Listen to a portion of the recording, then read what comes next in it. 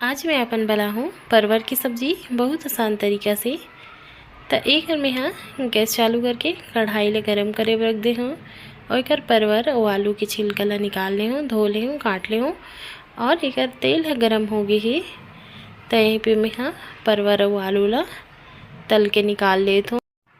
तो एक परवर ला मैं हाँ निकाल लेत हूँ। तेल बचरिसों में जीरा, सरसों और प्याज के फोरन दे हूँ। एक अदरक, लहसुन और हरी मिर्च डाले हूँ। हल्दी पाउडर, मिर्च पाउडर, धनिया पाउडर, गरम मसाला और स्वाद अनुसार नमक डालें के 1 मिनट के लिए भूंजे हुए। 1 मिनट बाद में है टमाटर में हल्का से पानी डाल के ढक के 2 से 3 मिनट के लिए पकाऊँ। यहाँ पे भुंजा के है तो मैं परवर और आलू ला डाल के मसाला के साथ मिक्स कर लेता हूँ और यहीं पे 1 गिलास पानी डाल के पका लेता हूँ। तो यहाँ पे मैं हाँ धनिया सब्जी है पक गई है तो धनिया